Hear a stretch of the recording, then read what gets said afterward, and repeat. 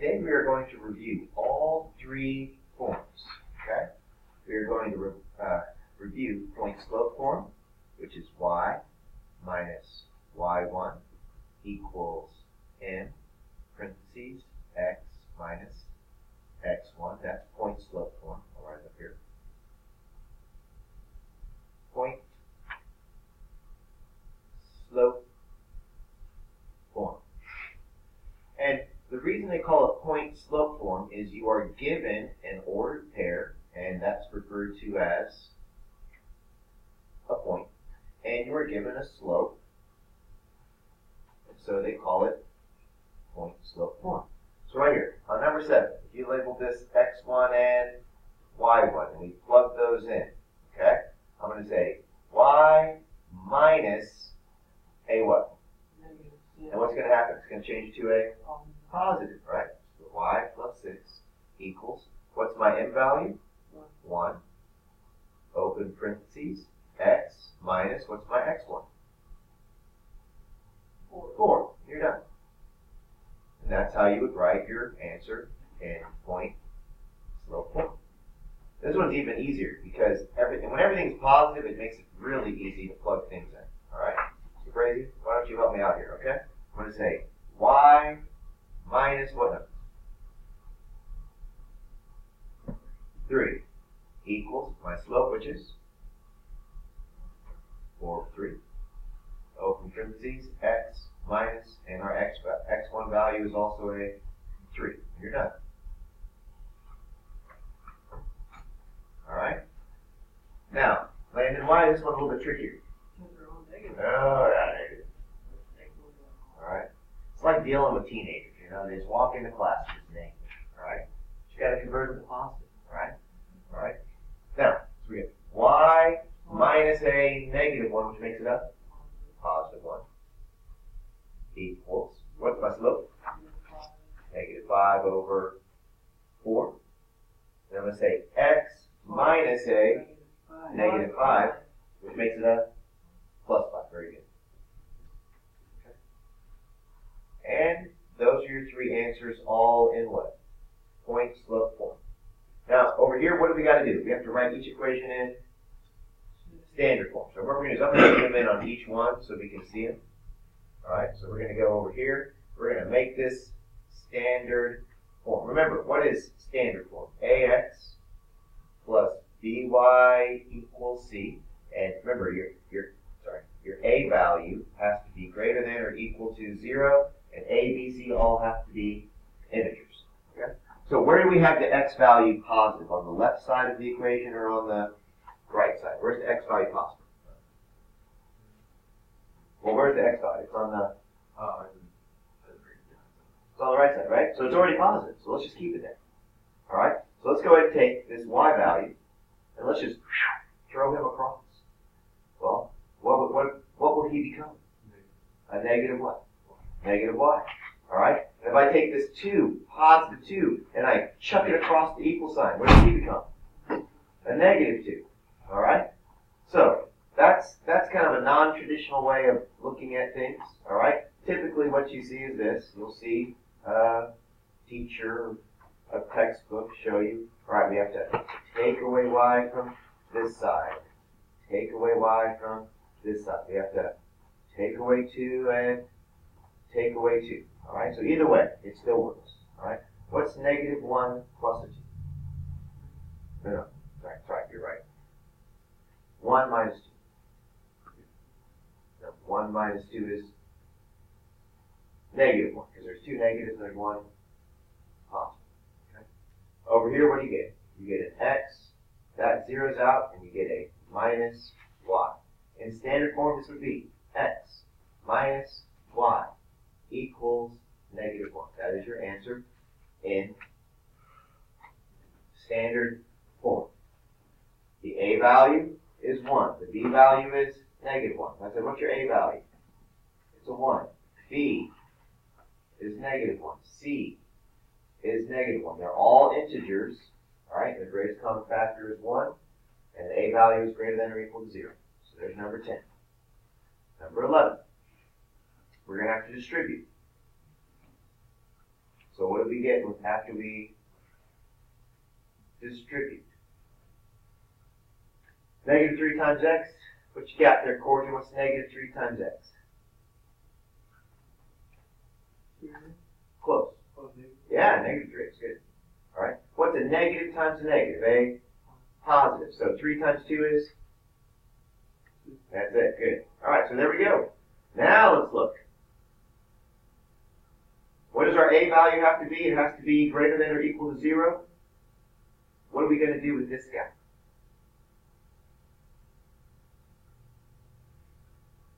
Well, what we're going to do, guys, since you guys are all, we're going to move it. We're going to grab it. We're going to throw them across. Throw them across. So what happens when you take them and just throw them across? Yeah, you got a 3x. There we go. All right, now we're starting to wake up. All right, now, we still have a what? We still have a positive what? Positive y and a what? Positive 9 equals a 6. Now, what do we got to do with that 9? Right. Grab it and do what with it? Throw it over there. Throw it over there. When I throw this 9 over to the other side, what are you going to get? Negative 9. Not a 9, you get a negative 9. So it's the opposite. Alright? Now, typically, what you do, well, we're going to subtract 9 from both sides. That's what, you'll hear a lot. You can make it a little bit faster. Just throw it across. So what are we left with?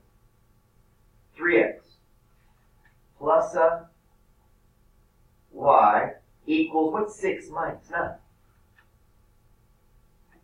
That's right, it's negative 3. You guys are just on target today. I'm telling you, you guys, your brains are snapping like firecrackers. All right, so that's your final answer in standard form. No, I don't play with firecrackers. All right? They kill you. Or put your eye out. Just like the Red Ryder BB gun. When you guys start watching Christmas Story, it's going to start showing here soon. Because they always start showing it like after Thanksgiving, Yeah. I want a Red Ryder BB gun, what I'm talking about? It sounds very familiar. Oh my gosh. The thing's like on USA like every single year. Red Ryder BB gun? No, the thing is called The Christmas Story. Alright, if you haven't, never mind. It's the kid, he puts his tongue to the flagpole in the ice and gets you guys have seen that. Oh my gosh, what's wrong? What's wrong with America? Alright, so yeah, I know. Okay. So right now we have 4 times. Nobody watches these anyways. I do it to help students, but students don't want to learn. They want to they have clubs that let's not know math, and that's how they learn. All right. You don't know math? I don't know math. Really? Nobody ever brags about not being able to read. Everybody always brags about not being able to do that. I'm subscribed to you. All right. So 4 times x is 4x. 4 times 4 is 16. All right. Now, what we're going to do is we're going to keep this guy because that's our a value. Keep him exactly where he is. All right? But this is the b value, right? That 1y right there. So we got to take that y value right here. What do we got to do? That's right. Chunk right across. So what does that become? Negative y. All right, so here's what we got. And then, what do we get with this 16? Over here, what does that become? Negative 16. So this becomes a negative y. That becomes a negative 16. Let's write down what we got. Negative 16 minus 7 equals, we have a 4x minus y. Can't combine those. Those are not like terms. Ooh, we can combine these. If you spent $16 and you spent $7 more, you spent a total of $23. Now, so our final answer is 4x minus y equals negative 23. Voila, just like that. Just by moving some numbers across equal signs. Alright? And combining like terms. Alright? So whenever you move something across the equal sign, it always becomes the opposite of whatever it was. Okay? It's like changing dimensions. Okay? Alright? Maybe in this world you're positive, in the next world you're negative. Alright? Alright, I agree. So, now, what do we got to do with each of these equations? We have to change each of these equations into slope-intercept form. This is the most common form. This is the form I like the most. I mean, I guess I'm supposed to like all forms equally, but I like slope-intercept form. Alright. Now, what do we got to distribute first? 3, let's do it. So we have y minus 4 equals 3x minus 6. What's the last thing we got to do? Just move that negative 4, right? So we just got to add 4 to this side and add 4 to this side. So what are we left with? Y equals 3x.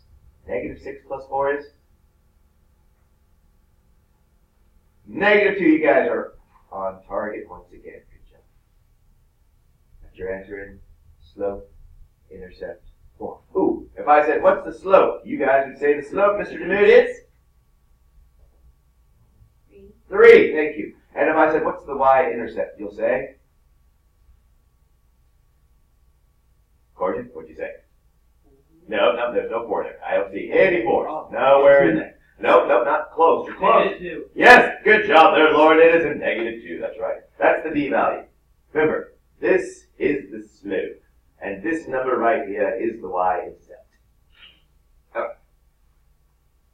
Tell you, here we go. What do you think we're going to do first here, Jimmy? I can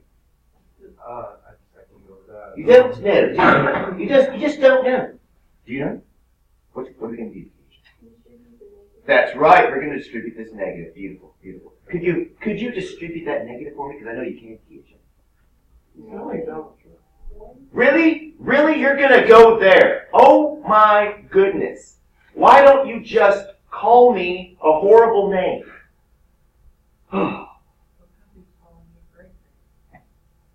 All right. So, moving on. All right. At this point, we need to simply take away 2 from this side and take away 2 from this side. And we get y equals negative x minus 6. You could throw it across, but you still got to combine it. All right? If you took that positive, threw it across, it still becomes a negative 2. I want you to be able to see things in multiple ways. And last but not least, what's the first thing we're going to do to this equation? Distribute the negative 2. Chapin, distribute this. Come on. Oh, it's going to be negative 2x. Yeah. Plus negative 2. No, it doesn't. That's nothing to do with as well. There's a +2 and a -2. What's 2 times 2? 4. What's, okay, just add negative 4. There you go. There you go. Good job. Oh, it's not adding. No. You can't combine those. You're saying negative 2 times 2 is negative 4. All right?